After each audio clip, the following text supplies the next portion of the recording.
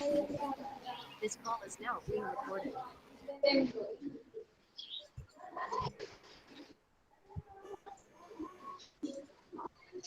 हमें इसका एक तो ट्रेडिंग अकाउंट बनाना था, ठीक है। तो ट्रेडिंग अकाउंट में ये ट्रेडिंग अकाउंट का फॉर्मूला हम इसमें चेंज करते हैं। ओपनिंग स्टॉक है 24,000 रुपये।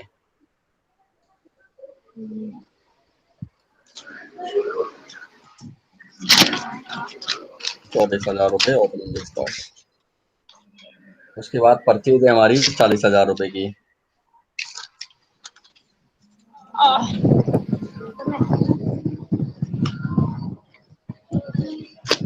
परचेज रिटर्न है हमारी 700 रुपये की। तो यहाँ पे कितना आ जाएगा? 39,300 रुपये, ठीक है। उसके बाद खर्चा कौन कौन सा है हमारा?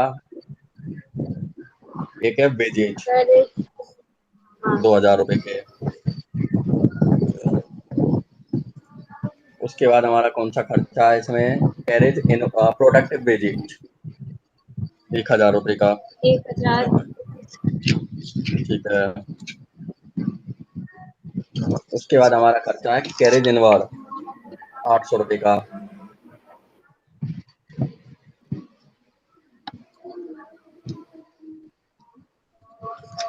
ठीक है। उसके बाद हमारा खर्चा डायरेक्ट एक्सपेंसेज, ये इसमें कुछ भी नहीं है, ठीक है। इनमें से कोई सा भी डायरेक्ट एक्सपेंसेज नहीं है, ये 3 ही डायरेक्ट एक्सपेंसेज हैं।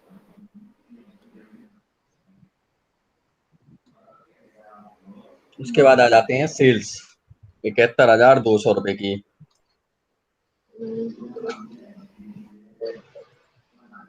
नेक्स्ट आ जाते हैं सेल्स रिटर्न 4,000 रुपये।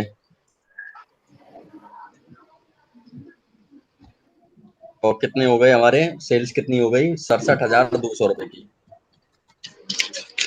ठीक है। क्लोजिंग स्टॉक है हमारा 30,000 रुपये का, ठीक है। ये बन गई ट्रेडिंग अकाउंट।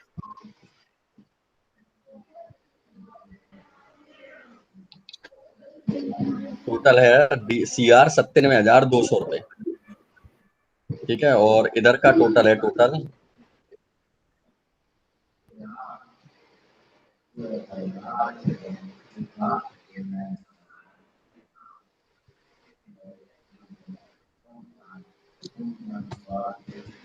67,100 रुपये। तो इसमें कम कितने पड़ रहे हैं?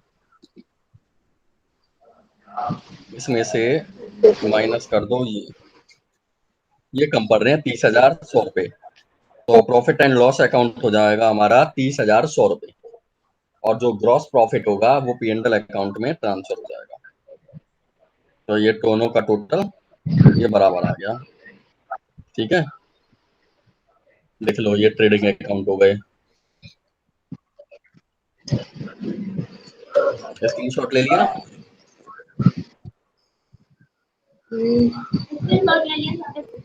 ठीक है। हम नेक्स्ट करते हैं अब P&L अकाउंट।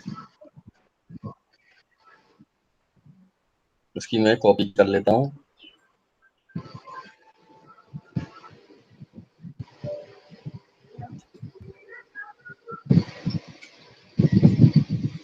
ठीक है। P&L अकाउंट में सबसे पहले है स्टेशनरी, 600। कितने रुपए? रुपए बोलते जाओ। 600। 600। उसके बाद है advertisement, 3,000।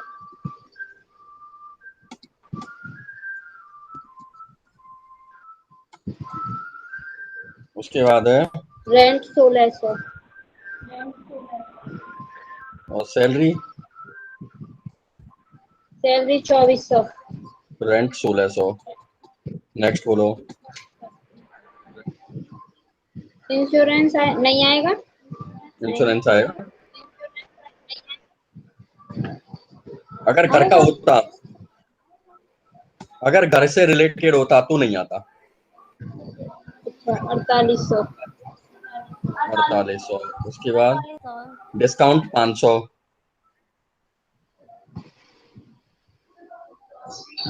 Commission 800, commission 800, interest CR रुका है 450।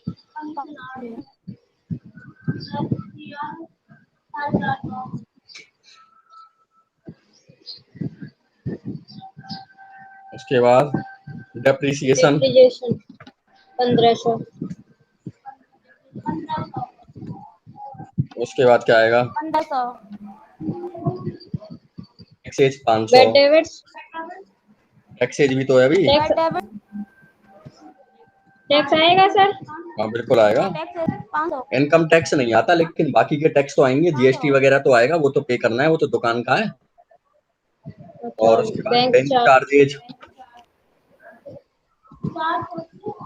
ये कितना है 480। 480, हाँ 480। और उसके बाद बैड डेबिट्स है बैड डेबिट 920, कितना है 920। 920, 920।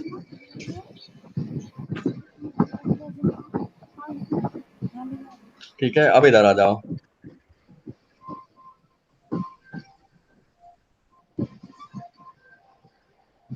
हमें पिछले ट्रेडिंग अकाउंट में प्रॉफिट हुआ था कि लॉस हुआ था? प्रॉफिट 30,100 रुपए का। ठीक है, तो इस 30,100 रुपए को ट्रांसफर करो इसमें। हालांकि इसमें नहीं लिखा हुआ नहीं है, कहीं भी नहीं लिखा हुआ, लेकिन फिर भी हमें ट्रांसफर करना है। ठीक है, क्यों क्योंकि सर? हम निकाल चुके हैं ना, हमें मालूम है 30,100 रुपए का निकल के आ प्रॉफिट रहा हुआ है, है। तो हमें ट्रांसफर करना है, भले इसमें लिखा है चाहे नहीं लिखा। और सीआर वाली साइड में अब इंटरेस्ट बचा है बस। इंटरेस्ट कितने का है? 450। 450।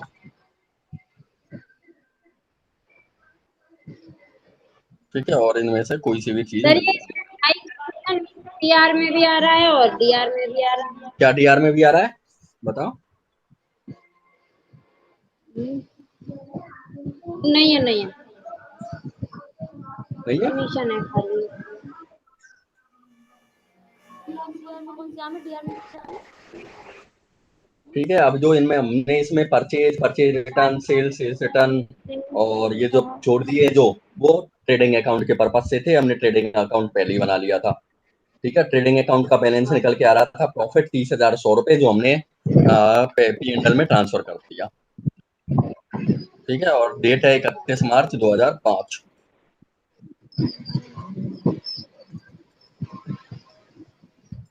ठीक है, इसका टोटल आ गया 30,500, इसका टोटल आ गया ये। तो ये हमें प्रॉफिट हो रहा है जो, बाद में पढ़ो ना, बाद में समझाएगा। वो हमें कैपिटल में ट्रांसफर करना है, टू कैपिटल अकाउंट। तो टू कैपिटल अकाउंट में कितना आ जाएगा टोटल? इसमें से 30। ये घटाएंगे तो टू कैपिटल अकाउंट में आ जाएगा।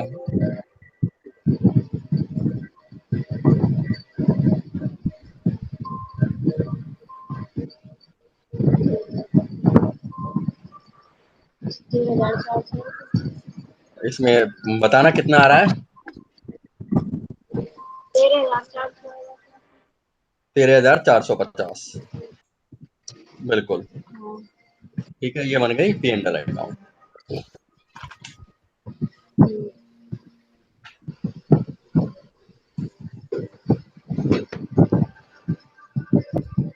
ठीक है, स्क्रीनशॉट ले लो।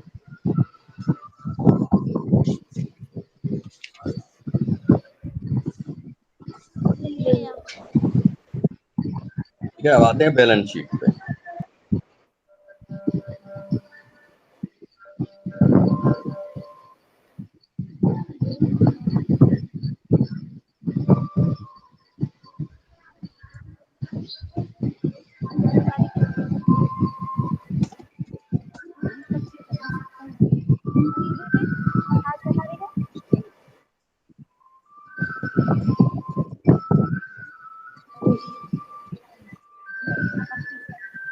है, अभी देखो बैलेंस शीट एज ऑन, 24 है।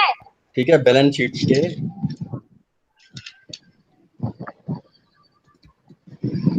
इधर आएंगी लायबिलिटीज और इधर आएंगे हमारे एसेट्स, ठीक है।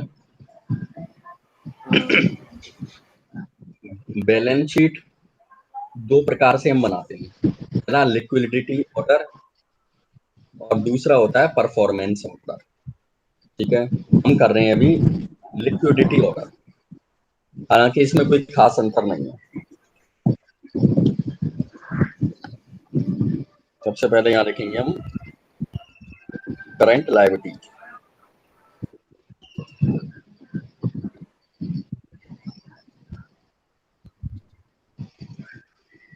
ठीक है।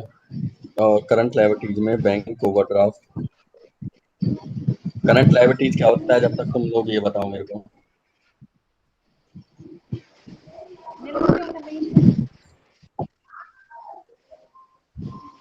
करंट लायबिलिटीज क्या होता है?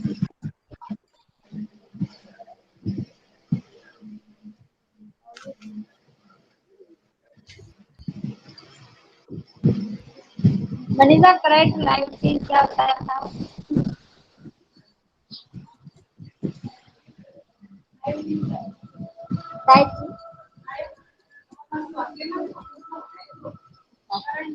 सर पूछ रहे बता दो।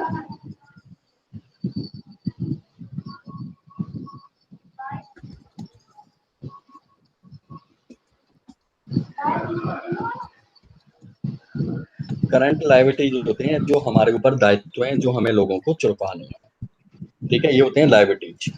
लायबिलिटीज दो प्रकार के होते हैं, करंट लायबिलिटीज और लॉन्ग टर्म लायबिलिटीज।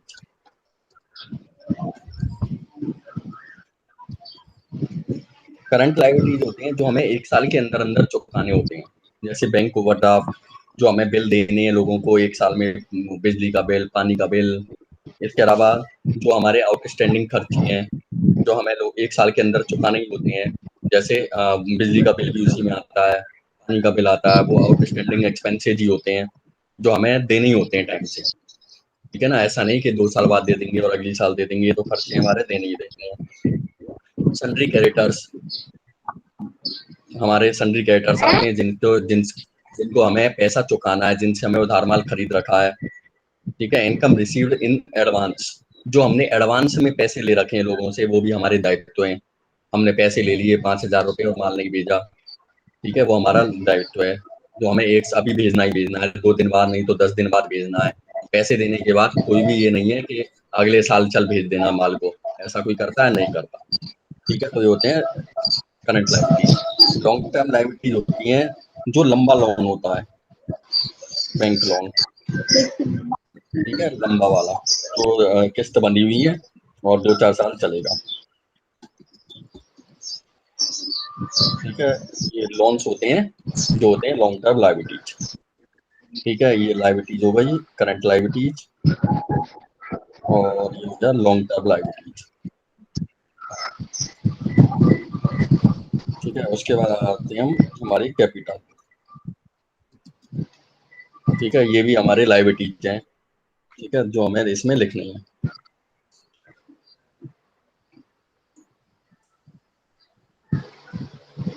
यहाँ पे हम कैपिटल लिखेंगे,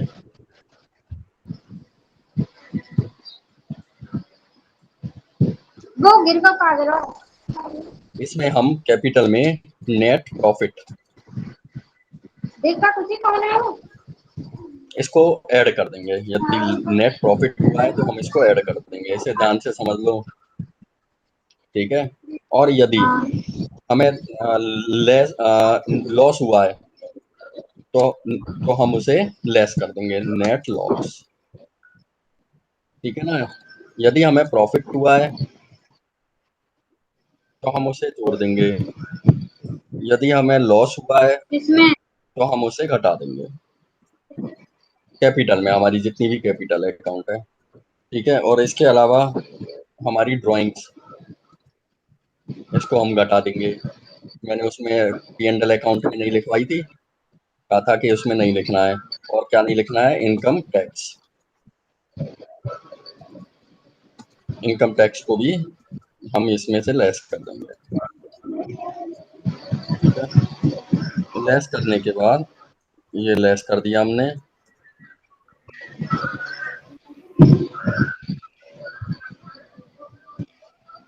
और जितना भी, अब उसके बाद आएगा पेमेंट।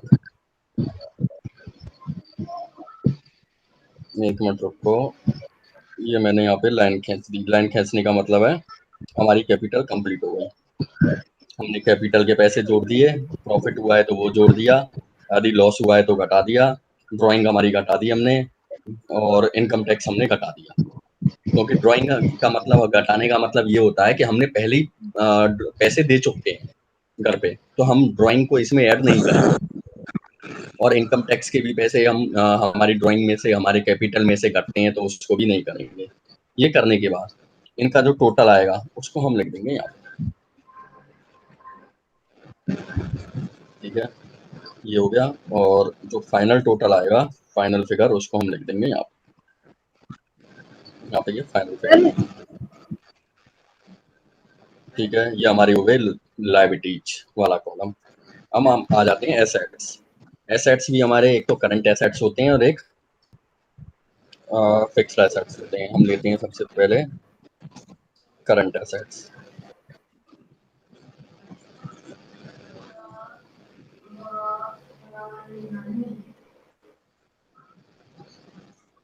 ठीक है, करंट एसेट्स में आते हैं हमारे कैश इन हैंड,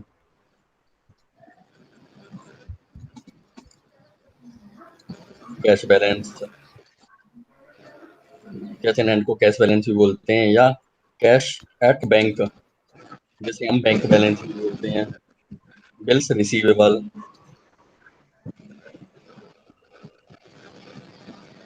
जो हमें बिल्स लेने हैं लोगों से। सन्ड्री डेटर्स, जो हमें लोगों से पैसा लेना है। और इसके अलावा जो भी इनकम आ रही है, कर्ड इनकम, वो हमारी आती है करंट एसेट्स में, ठीक है। और इसके अलावा हमारा स्टॉक अगर कोई है तो वो हमारे करंट एसेट्स में आता है, ठीक है। इसके अलावा प्रीपेड एक्सपेंसेस। प्रीपेड एक्सपेंसेस का मतलब होता है बिजली का बिल। मान लो मैंने नेट लगाया हुआ है, जैसे मैंने 1 साल का एडवांस में भर दिया है, ठीक है। तो मुझे हर महीने भरना पड़ता था, मैंने 1 साल का पेमेंट एडवांस में कर दिया, तो हमारा वो प्रीपेड एक्सपेंसेस हो गया, यानी पहले से दिया हुआ है। यानी ये हो गया प्रीपेड टेलीफोन एक्सपेंसेस। इससे ये साफ समझ में आ गया कि मैंने पहले से ही ये पेड किया हुआ है, तो ये हमारा संपत्ति है हमारी। इसके अलावा यदि कोई हमारे इन्वेस्टमेंट्स हैं, तो वो लिखना है हमें। इन्वेस्टमेंट का मतलब होता है कोई इन्वेस्ट किया है कहीं पे, या कहीं पे मतलब प्रॉपर्टी में या किसी भी चीज़ में, एक्स वाई जेड, कहीं भी इन्वेस्ट किया है, कोई शेयर खरीदे हैं, तो वो सब हमारे इन्वेस्टमेंट होते हैं। जैसे हमने शेयर्स की एंट्री करी थी, तो हमने इन्वेस्टमेंट लिखा था। अब आ जाते हैं हम फिक्स्ड एसेट्स पे, ठीक है। हमारे फिक्स्ड एसेट्स हमारी फर्नीचर हो सकता है,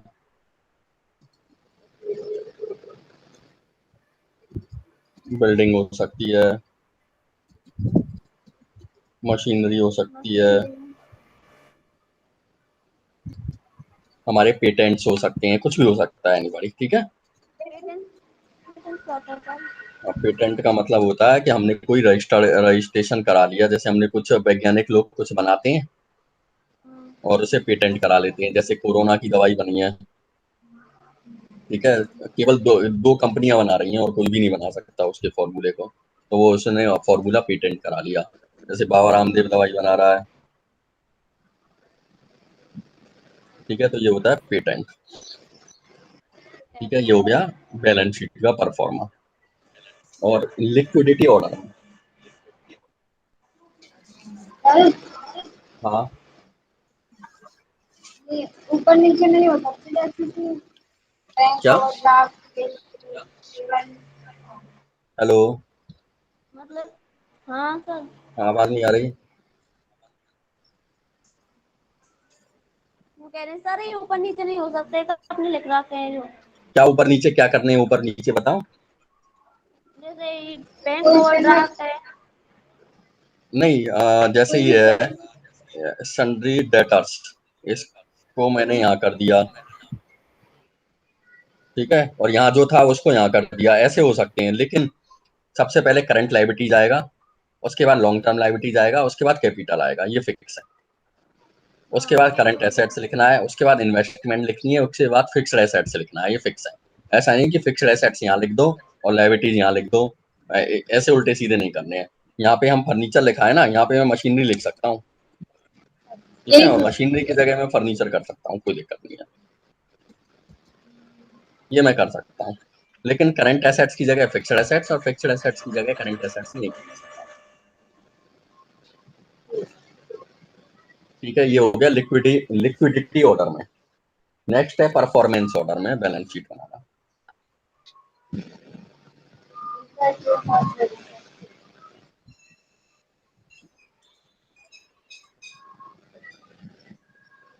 ठीक है, इसका स्क्रीनशॉट ले लिया। ले लिया। ठीक है, नेक्स्ट अब परफॉर्मेंस ऑर्डर।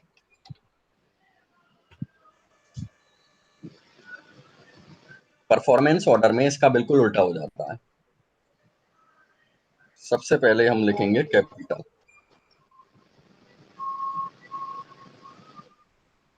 सबसे पहले यहां हम लिखते हैं कैपिटल,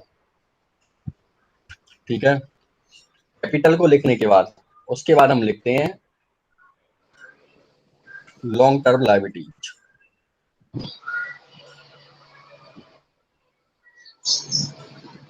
ठीक है।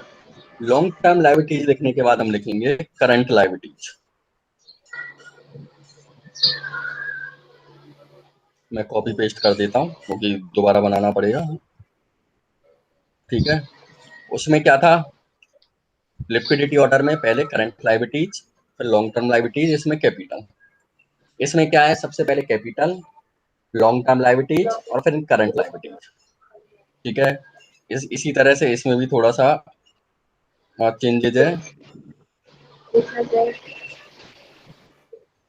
सबसे पहले फिक्स्ड एसेट्स,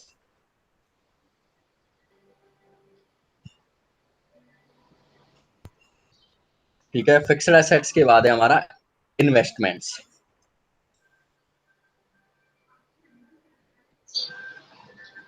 ठीक है।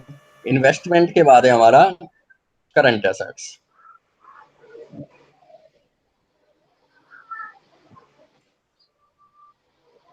ये हो गया, ये हो गया परफॉर्मेंस ऑर्डर पे, ठीक है। क्रम चेंज हो गया है, लिक्विडिटी ऑर्डर में current liabilities, long term liabilities, capital, और एसेट्स वाले में current assets, investment, fixed assets, और इसमें कैपिटल नीचे से उठ के ऊपर आ गया है और करंट लायबिलिटीज नीचे चला गया है। इसी तरह से इसमें फिक्स्ड एसेट्स ऊपर चला गया और करंट एसेट्स नीचे हो गया, तो ये हो गया परफॉर्मेंस ऑर्डर, ठीक है। ये परफॉर्मा, इसका स्क्रीनशॉट ले लो। ले लिया सर। ठीक है, कोई खास अंतर नहीं है।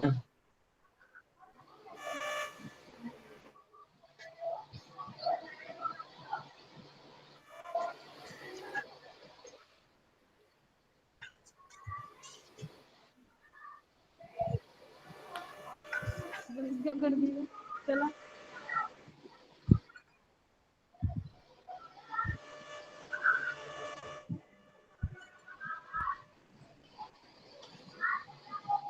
ठीक है, एक क्वेश्चन लिख देता हूँ।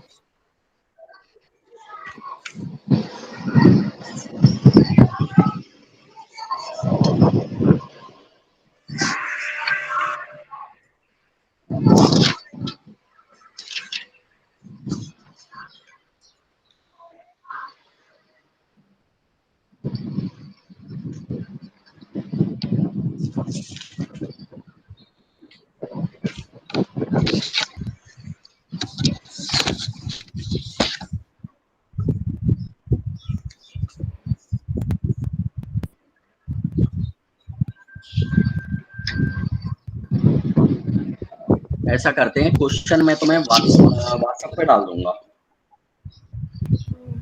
ठीक है सर। ठीक है ना, तुम्हें क्या करना है, उस क्वेश्चन का trading account and P&L account बनाना है। ठीक है, बैलेंस शीट बना के मैं दिखाऊंगा। ठीक है ना, कोई से भी क्रम में बना लेंगे बैलेंस शीट, उससे कोई फर्क नहीं पड़ रहा। ठीक है, बैलेंस शीट बना के मैं दिखाऊंगा, तुम्हें केवल ट्रेडिंग अकाउंट और P&L अकाउंट बनाना है।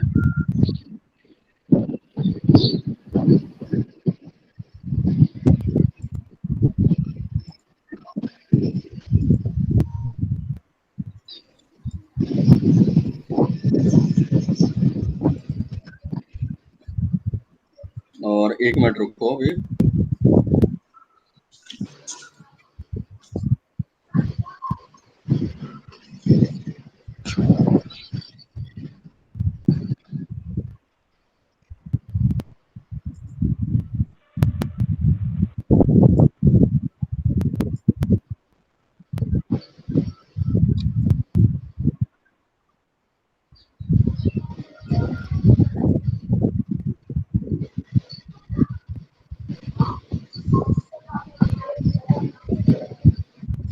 अभी हमने जिस क्वेश्चन की ट्रेडिंग अकाउंट और P&L अकाउंट दोनों बनाई थी, वो कौन सा क्वेश्चन था?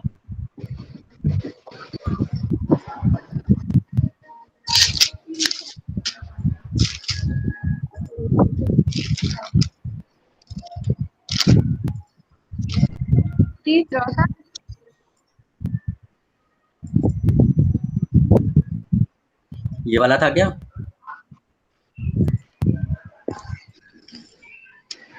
हाँ यही है।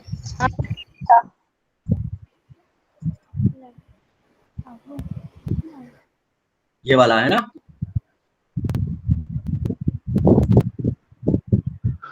तो कहाँ बनाए तो पता लगा 30,100 और हाँ यही वाला था।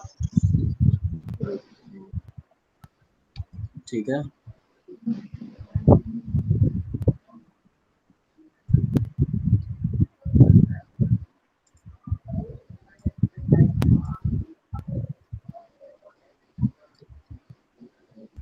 अब तुम्हें बनाना है यहाँ पे, अब कैसे बनाना है ट्रेडिंग एंड P&L अकाउंट, ये देख लो।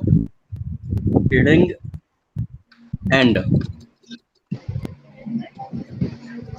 Profit and loss account, trading and profit and loss account मैंने एक ही में कर दिया है, ध्यान रखना। ठीक है ना, जिस तरीके से अब तुम्हें बनाना है। और उसके बाद ये लाइन है एक खाली, इसमें तुम्हें लिखना है फॉर द ईयर एंडिंग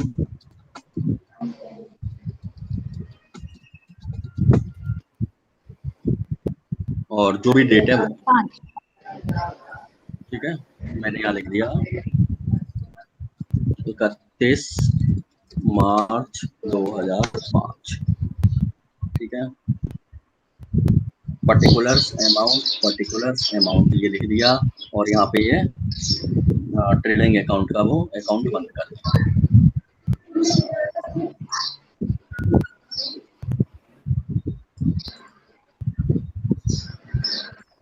और इसी के नीचे एक लाइन छोड़ के ये बना दिया। ठीक है ना, और ये पूरा एक ही में बनेगा। आपको ये देखो, ये एक ही में बना हुआ है, इसको मैं एक ही ऑर्डर में लगा देता हूँ और ठीक है। पहले तो हमने अलग अलग बनाया था, ट्रेडिंग अकाउंट अलग और P&L अकाउंट अलग, और हमने एक साथ बना दिया यहाँ पे। तो किया क्या, कुछ नहीं, वही ट्रेडिंग अकाउंट है और वही P&L अकाउंट नीचे बनाया, बस एक ही उसमें बना दिया परफॉर्मा में। आंसर वही आ रहा है, सब काम वही हो रहे हैं, सब चीज हो रही है, नीचे रख दिया है। नीचे रख दिया है, एक साथ बना दिया है। इस तरह से तुम्हें बनाना है, जो मैं क्वेश्चन सेंड करूंगा उसका ट्रेडिंग एंड P&L अकाउंट। ठीक है, क्लियर? ठीक है।